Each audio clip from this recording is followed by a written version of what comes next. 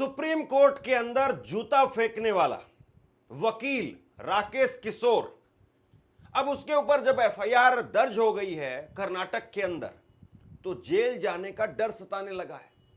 और इसके बाद में भारत में एक बहुत तगड़ा सक्सेसफुल फॉर्मूला है कि जब भी आप फंसने लगो मुसलमान को याद करने लगो, और मुसलमान के नाम पर किस तरीके से पूरा नैरेटिव बदल जाता है। वकील साहब ने भी वही फॉर्मूला अपनाया है। वकील ने, मैं साहब तो वैसे बोल रहा हूं, कायदे से ऐसे लोग साहब बुलवाने के लिए या इज्जत पाने के हकदार हैं ही नहीं। खैर, ये वकील जो है वो अब कह रहे हैं कि मुसलमान हमें बहुत पीटते थे, पुरानी कहानी पुराने किस्से उठा करके लिए कि मैं बरेली का रहने वाला हूं और मुझे मालूम है कि बरेली में मुसलमान कैसे मारते हैं। हालांकि बरेली में अभी आई लव मोहम्मद को लेकर के, महादेव को लेकर के भी बवाल छिड़ा हुआ है, लेकिन इसके इतर इसने अपने बरेली के बैकग्राउंड का हवाला देते हुए कहा कि बाबा का बुलडोजर जो चल रहा है वो बिल्कुल ठीक चल रहा है। और अगर सुप्रीम कोर्ट के बीआर गवई साहब वो विदेश में जाकर के कहते हैं कि भारत बुलडोजर से नहीं चलेगा, रूल ऑफ द लॉ से चलेगा। इसने कहा कि अगर किसी मोहल्ले में किसी सड़क पर अगर बकरी से किसी के साथ में मेरी स्कूटी टच हो जाती थी तो मुसलमान मुझे उतार करके मारते थे। अब ये कायदे से मुसलमान वाला मसला नहीं है, ये कायदे से रोड रेज वाला मसला है। अब अगर आप दिल्ली की घटनाएं उठा करके देखेंगे तो दिल्ली में किसी की गाड़ी किसी से टच हो जाए, किसी की स्कूटी किसी से टच हो जाए तो लोग उतर करके मारने लगते हैं। और इसमें मुसलमान कहां पर है? ये तो रोड रेज का मामला है, लेकिन रोड रेज के मामले को इसने मुसलमान का मामला बना दिया। या दरअसल जिस तरीके से इसको उम्मीद होगी कि मैंने जब वहां पर जाकर के नारे लगाए हैं सनातन का अपमान नहीं सहेगा हिंदुस्तान, तो उसके बाद में आरएसएस बीजेपी खुल करके कूद पड़ेंगे, मुझे बुलाया जाएगा, मेरा सम्मान होगा। लेकिन जो राजनीति है मौजूदा वक्त की वो थोड़ी बदली है। दलितों को लेकर के अब खुल करके उस तरह से आप बोल नहीं सकते हैं। और यहां पर मुसलमान वाला एंगल मिल नहीं पा रहा था। मुसलमान वाला एंगल होता तो खुल करके बोलते, बीजेपी के लोग बोलते, आरएसएस के लोग बोलते, लेकिन यहां मामला दलित का है। तो इसने इसलिए इस मामले के अंदर दलित वाला एंगल घुसा दिया कि चलिए कोई अगर दलित के नाम पर मेरी सपोर्ट नहीं कर रहा है तो कम से कम मुसलमान के नाम पर तो जरूर करेगा। इसने कहा 90 के दशक की बात है, मेरी पत्नी मुरादाबाद के एक यूनिवर्सिटी में प्रोफेसर थी, हम वहीं रहते थे, वहां मुस्लिम आबादी काफी ज्यादा है। उस वक्त में शाम होने के बाद में औरतों को घर से बाहर नहीं ले जा सकते थे। माहौल ऐसा था कि अगर मुस्लिम कम्युनिटी के किसी व्यक्ति की बकरी मेरी स्कूटर छू भी जाती थी तो मुझे उतार करके मारते पीटते थे, पत्नी को उठा ले जाते थे। वहां अक्सर ऐसा ही होता था। यह कह रहा है कि मुसलमान मेरी पत्नी को उठा ले जाते थे। ये मतलब ऐसी बातें, इस तरह की बातें कि हजम होने वाली नहीं है। देखिए, ये बात तो सही है कि किसी के साथ में अगर किसी की बकरी टच हो जाए, किसी की गाड़ी टच हो जाए, तो बहुत सारी जगह पर ऐसा देखने को मिलता है कि लोग गुस्से में भड़क उठते हैं। और ये केवल बरेली, मुरादाबाद या यूपी का मसला नहीं है, आप कहीं पर भी चले जाएं, लोग होते हैं। और लोग बहुत सारे ऐसे भी होते हैं कि अगर खुद के पैर से भी टच हो जाए तो लोग ये भी मानते हैं कि चलो कोई बात नहीं, कोई बात नहीं, क्या पता बड़ा एक्सीडेंट होना था, छोटे में टल गया, चलो भाई तुम ले जाओ इसको। अगर पैर पर भी चोट लग जाए तो लोग ये सोच करके भी, ऊपर वाले का शुक्राना करके भी मामले को टाल देते हैं कि बड़ा एक्सीडेंट होने वाला था, पता नहीं छोटे में काम चल गया, चलो कोई बात नहीं, देख करके चलाना, निकल जाओ भाई। तो हर तरीके के लोग होते हैं और हर जगह पर होते हैं। लेकिन ये कह रहा है कि मुसलमान मेरी पत्नी को उठा ले जाते थे। इस लाइन का मतलब आप समझ रहे हैं कि मुसलमान मेरी पत्नी को उठा ले जाते थे। ये दरअसल सपोर्ट जो नहीं मिल रही है और जेल जाने का अब डर सता रहा है, जेल की तलवार जो है वो सिर पर लटकी हुई है, उसके बाद में इसको लगा होगा कि ये तो अपनाया हुआ फॉर्मूला है। और सीजीआई ने कल वैसे कहा था, सीजीआई ने कहा था कि भाई जो भी कुछ अदालत में हुआ उससे मैं भी हैरान था, हमारे साथी वकील थे, जज साहब थे, वो भी हैरान थे, लेकिन इस अध्याय को, इस चैप्टर को हमने भुला दिया है। लेकिन साथ में जो दूसरे जज साहब थे जो सीजीआई के साथ में ही बैठे हुए थे, उज्जवल भैया, उन्होंने कहा कि व्यक्तिगत तौर पर मैं ये मानता हूं कि ये सीधे तौर पर सुप्रीम कोर्ट का अपमान है। वो केवल एक सीजीआई नहीं है बीआर गवई साहब, वो नुमाइंदे हैं सुप्रीम कोर्ट के, और ऐसे में अगर उनके ऊपर जूता चलता है, उनके ऊपर हिंसा होती है, तो सुप्रीम कोर्ट का अपमान है ये उन्होंने कहा। यानी नाराजगी है साफ तौर पर, जजों के बीच में नाराजगी है, दलितों के बीच में नाराजगी है, लेकिन अब वकील को लग रहा है कि कहीं ऐसा ना हो कि बीजेपी आरएसएस ने पल्ला झाड़ी दिया है और कहीं गिरफ्तारी हो जाए। आपसे कुछ कहना चाहता हूं, आज के वक्त में पत्रकारिता करना कितना मुश्किल काम है, लेकिन अगर ऐसे में भी कोई आपकी खबर दिखा रहा है, कोई आपके मुद्दे पर बात कर रहा है, तो आपको भी उसका साथ देना चाहिए। अगर आपको लगता है कि मेरी पत्रकारिता सही है, मैं आपके लिए आपकी खबर वो दिखा रहा हूं, तो ऐसे में आप मेरा सहयोग कीजिए। आप इस वीडियो को जब लाइक करेंगे तो लाइक के साथ में ही एक थैंक्स का बटन आपको दिखाई देगा, उस थैंक्स के बटन पर आप क्लिक कीजिए और जो भी सहयोग राशि दे सकते हैं वो दीजिए। दूसरा, आप चैनल को ज्वाइन कर सकते हैं और चैनल को ज्वाइन करके भी मुझे मदद कर सकते हैं। इसने कहा कि जिस दिन ये कांड हुआ था उस दिन कोर्ट में मेरा कोई केस नहीं था, मैं सिर्फ इसी काम के लिए पहुंचा था, क्योंकि क्या सही है क्या गलत है इसे लेकर के मेरे अंदर कई सवाल थे। कोई शक्ति थी जो लगातार मुझसे पूछ रही थी। जब सनातनियों का अपमान हुआ तब भी मैं चुप क्यों रहा। 16 सितंबर को जस्टिस गवई ने पहले 100 करोड़ लोगों की आस्था वाले हिंदू धर्म और सनातन धर्म के साथ में हिंसा की। उन्होंने हमारे प्रभु विष्णु का अपमान किया और मजाक उड़ाया। मैंने ये सब उसके जवाब में किया है। याद रखना चाहिए कि पहली हिंसा उनकी तरफ से हुई, मेरी तरफ से नहीं। मैंने पूरे कांड में एक्शन तो जस्टिस गवई का था, मैंने तो सिर्फ रिएक्शन दिया था।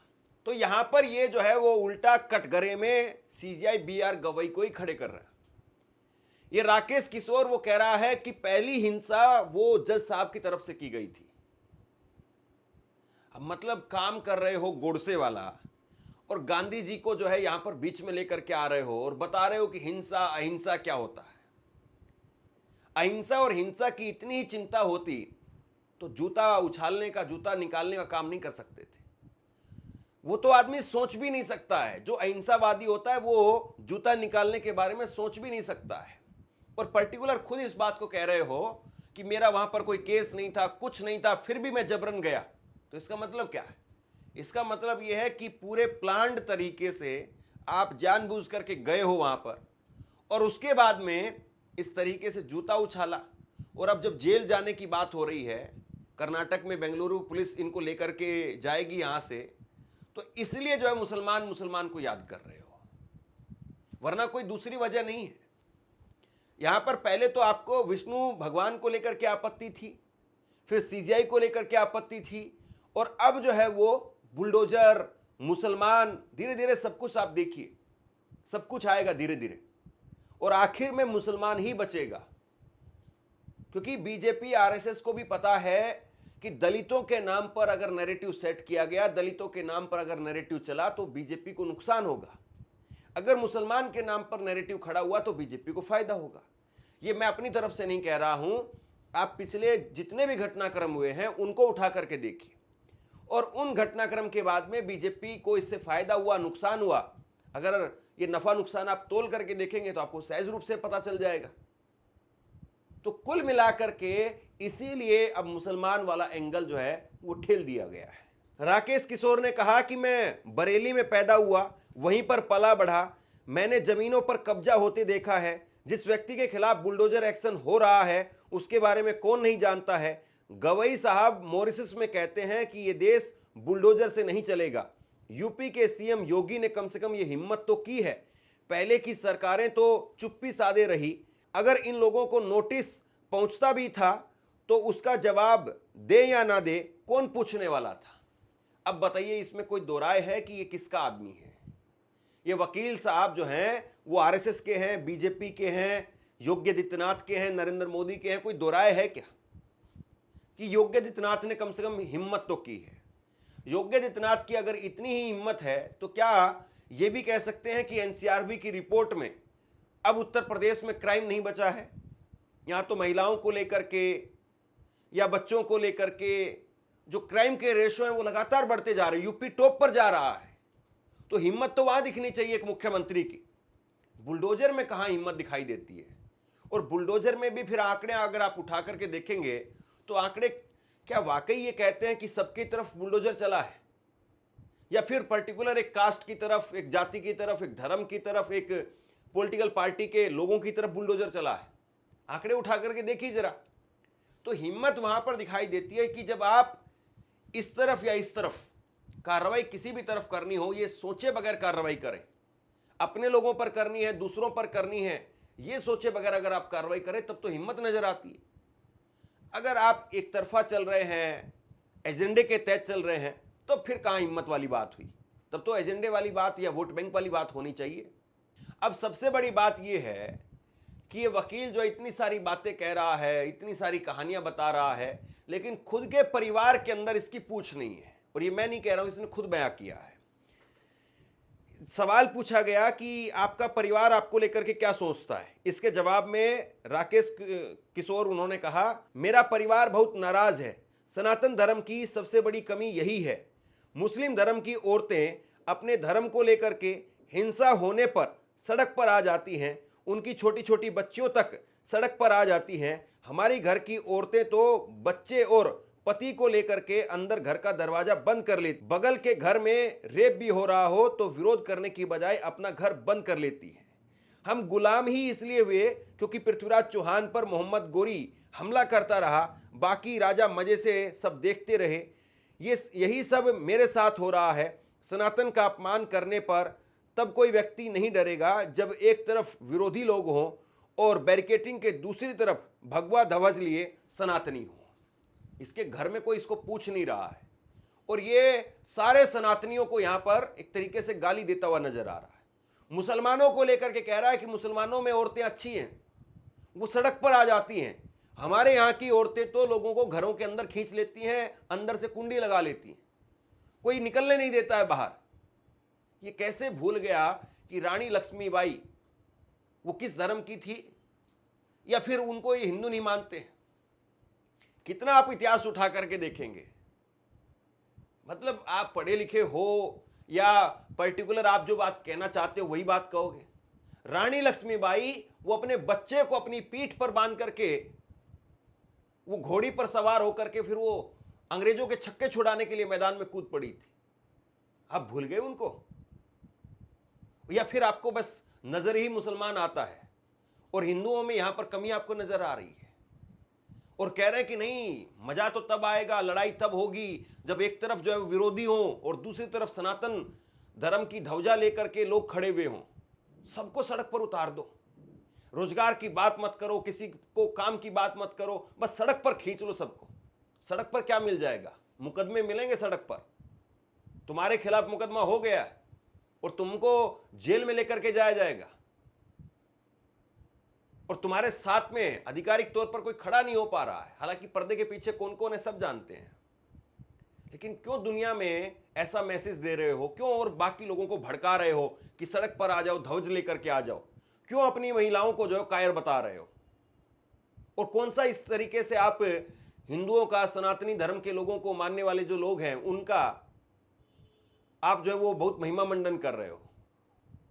खैर, पुराना फॉर्मूला है, अगर आप मुसलमानों को बीच में ले आएंगे तो फिर आपकी सारी गलतियां माफ हो जाती हैं। आपको टोपी वाला कहीं से कोई एंगल मिल जाए तो फिर उसके बाद में 80-20 वाला फला फला दुनिया भर के नारे चल पड़ते हैं। फिर तो वकील साहब को भी लगा होगा कि चलो यही वाला फॉर्मूला अपनाते हैं, या फिर किसी ने जो पीछे से गाइड कर रहे हैं, रिमोट कंट्रोल जो चला रहे हैं, उन्होंने कहा होगा कि ये फॉर्मूला अपनाइए, इस फॉर्मूले में जान है, तो इन्होंने यही फॉर्मूला अपना दिया। अब देखने वाली बात यह है कि जिस तरीके से इन्होंने मुसलमान वाला फॉर्मूला निकाला है, तो क्या इसके बाद में जेल से बच जाएंगे या जेल तो जाना पड़ेगा? आप क्या सोचते हैं? नीचे कमेंट बॉक्स में लिख करके जरूर बताइए। इस खबर को शेयर कीजिए। धन्यवाद।